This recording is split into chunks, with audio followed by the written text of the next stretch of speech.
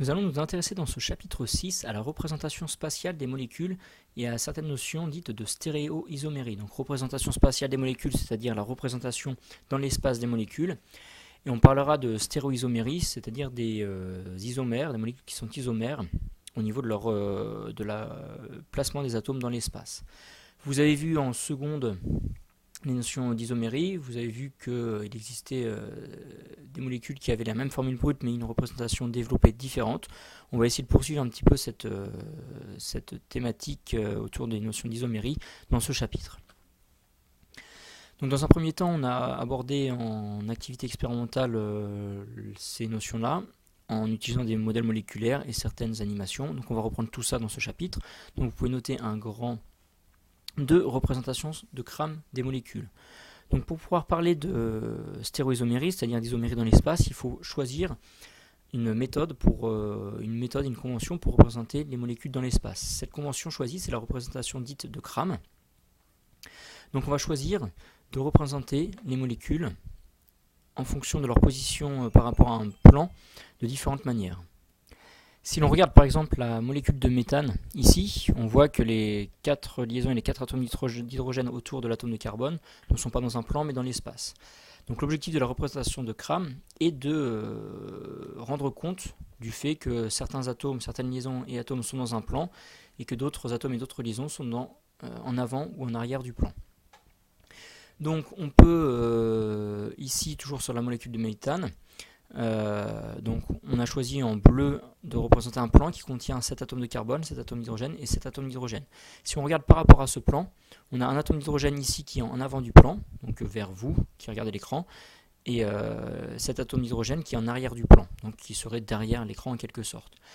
On choisit donc de représenter les liaisons qui sont dans le plan, et les atomes qui sont dans le plan, les liaisons qui sont dans le plan par un trait continu, ici, les liaisons en avant du plan par un triangle plein et les liaisons en arrière du plan par une ligne pointillée. Donc c'est ce que vous allez pouvoir noter dans votre cours. Donc notez cette représentation, indiquez que les liaisons en trait plein sont dans le plan de la feuille. La liaison ici, une sorte de triangle plein, est en avant et la liaison en pointillé est en arrière du plan. Donc il y a 2 représentations possibles, soit des pointillés qui vont donner la forme d'un triangle, ou alors les pointillés tels que représentés ici, donc des pointillés comme ça. Donc si on reprend l'exemple de la molécule de méthane, on aurait une représentation de Cram qui sera celle-ci. 2 atomes d'hydrogène liés à l'atome de carbone qui sont dans le plan, ce sont ces 2 atomes, cet atome d'hydrogène qui est en avant du plan et cet atome d'hydrogène qui est en arrière du plan. Vous pourrez donc retrouver les animations sur le site SPC Corneille et pour vous entraîner, faire les exercices qui sont indiqués ici, on y reviendra plus tard. Donc, maintenant on va passer donc dans le grand 3 aux relations de stéréoisomérie et avant donc il faut définir une notion qui est la notion de chiralité. Donc si vous prenez votre main droite et votre main gauche et que vous essayez de les superposer l'une sur l'autre, en prenant par exemple avec à chaque fois la paume de la main par exemple vers le bas, vous allez voir que la main droite et la main gauche sont 2 objets qui ne sont pas superposables. De la même manière par contre, si vous prenez votre main droite que vous la mettez devant le miroir, vous allez voir que l'image de votre main droite dans le miroir est exactement votre main gauche. Ces 2 objets présente une relation dite de chiralité. On retrouve la chiralité dans la nature, donc 2 objets sont, on peut noter donc petit 1 chiralité et donc cette définition. Une molécule ou un objet est dite chirale, donc pour la molécule, si elle n'est pas superposable à son image dans un miroir plan. Donc c'est le cas par exemple de votre main droite et de votre main gauche. Votre main gauche est l'image de votre main droite dans un miroir plan, et votre main gauche et votre main droite ne sont pas superposables. Pour d'autres exemples de chiralité dans la nature, je vous renvoie vers ce support précis disponible via SPC Corneille et donc ces 2 petites planches de bande dessinée. Concernant les molécules qui nous intéressent, donc un exemple de molécule chirale, on a ici cette molécule-là qui est l'image de celle-là dans un miroir. Et si on avait les 2 modèles moléculaires par exemple, on pourrait voir qu'elles ne sont pas superposables.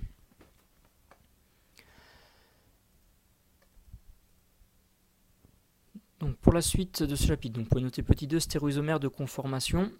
Alors pour noter la suite, je vous laisse deux possibilités. Soit vous notez ça, le cours de manière linéaire, 2, 3, 3A, 3B, ou alors vous notez le cours sous la forme de l'organigramme que moi je vais suivre au cours de cette présentation. Donc petit 2, stéréoisomère de conformation. Donc la question qu'on se pose, on part de deux molécules A et B qui ont la même formule brute. Et donc on se pose la question, ont-elles la même formule développée?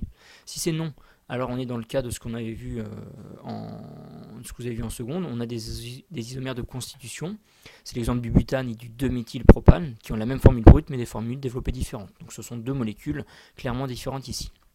Si par contre nos deux molécules ont la même formule développée, on va être en présence de stéréoisomères. Donc vous pouvez noter que deux molécules sont stéréoisomères si l'enchaînement des liaisons et des atomes est le même, donc si elles ont la même formule semi-développée, mais si la disposition des atomes dans l'espace est différente.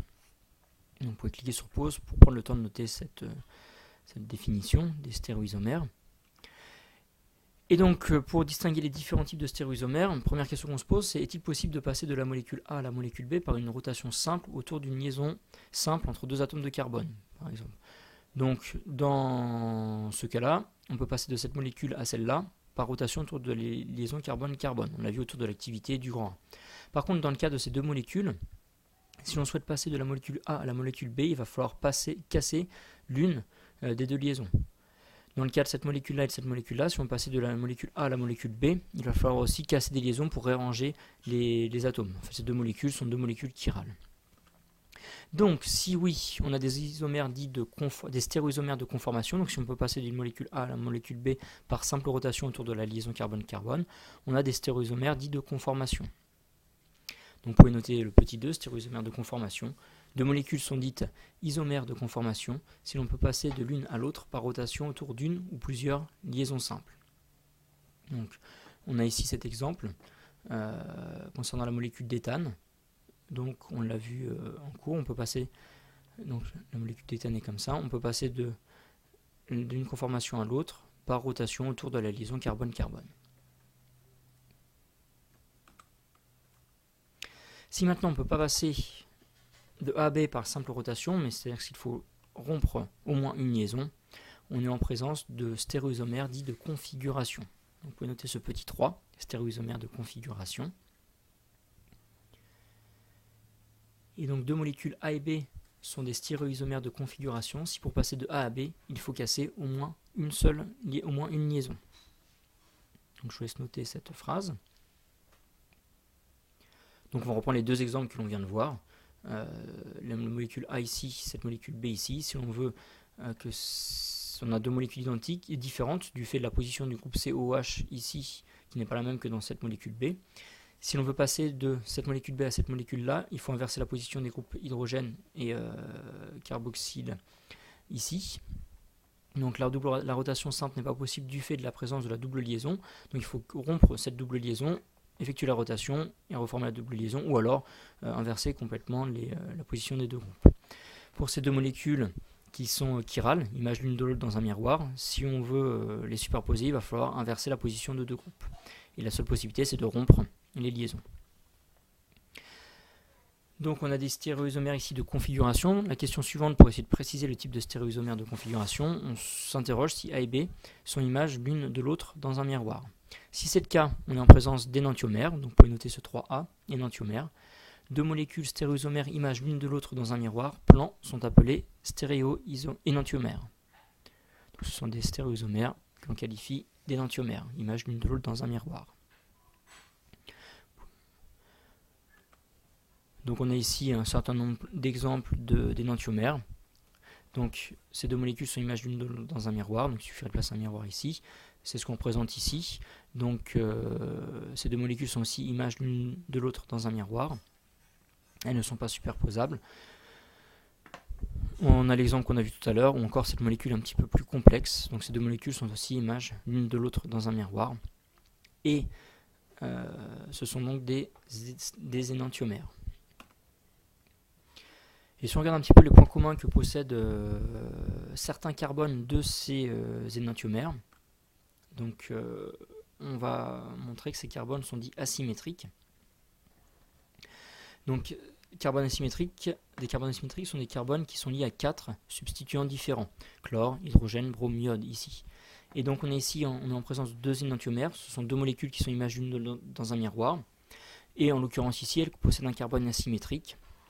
À chaque fois, les 4 substituants de ces atomes sont différents.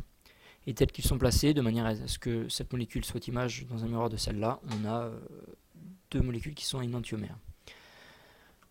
Alors pour noter la définition d'un atome de carbone asymétrique, donc un atome de carbone asymétrique est un atome de carbone tétraédrique, c'est-à-dire qu'il y a 4 liaisons liées à 4 atomes ou groupes d'atomes différents. Et donc un atome de carbone asymétrique, on le représente, on a dit qu'il est asymétrique à l'aide d'une petite étoile, dans la formule de la molécule. Si on revient donc ensuite à la question que l'on s'était posée, A et B sont à l'image l'une de l'autre dans un miroir. Si cette fois ce n'est pas le cas, on est en présence de diastéréoisomères. Vous pouvez noter ce 3B.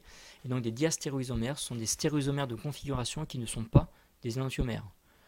Donc ils ne sont pas images l'une de l'autre dans un miroir, mais qui ne sont pas pour autant superposables. On peut noter en dessous quelques exemples de diastéréoisomères. Donc des diastéréoisomères ZE, qu'on qualifiera de ZE. Donc ce sont 2 molécules différentes, même formule brute, mais disposition dans l'espace des atomes différentes. Donc c'est 2 molécules différentes caractérisées par des caractéristiques, des propriétés chimiques ou physiques différentes. Donc on va considérer des cas particuliers de diastéréoisomères qui ne sont pas forcément à retenir, c'est lorsqu'il y a présence de 2 carbones asymétriques. Donc il est possible pour une même formule brute, H2, Cl2, BRF, d'obtenir 4 molécules différentes qui seront des stéréoisomères, donc des isomères dans l'espace. Mais on va avoir différents types de relations de stéréoisomérie. Donc à chaque fois, on a des carbones asymétriques, donc il y a 4 substituants différents. Et donc, entre les molécules A et B, les molécules A et B sont des énantiomères, les molécules C et D sont des énantiomères. Par contre, les molécules A, B, AD, B, C, AC et BD sont des diastéréoisomères. Donc les choses se compliquent un petit peu du fait de la présence de 2 atomes de carbone asymétriques.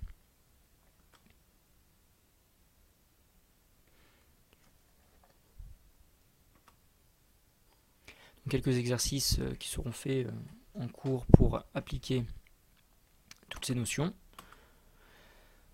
Donc nous verrons dans la dernière partie de ce chapitre, dans le grand 4, au cours d'une activité, les propriétés biologiques des stéréoisomères. On verra que donc une des conséquences principales de ces relations d'isomérique dans l'espace, c'est que les molécules, d'un point de vue biologique, vont se comporter différemment. Donc je vous laisserai reprendre ce chapitre éventuellement pour préciser les choses en utilisant votre manuel, et vous pourrez répondre aux quelques questions du quiz qui sera disponible sur Edmodo. Vous pourrez trouver également sur SPC Corneille donc le support précis de ce chapitre pour reprendre les choses peut-être un petit peu moins rapidement, notamment cet organigramme. Et vous trouvez aussi sur SPC Corneille des liens vers des documents qui pourront vous aider, donc des cours en ligne qui permettront de reprendre différemment et peut-être plus doucement et plus clairement ce chapitre.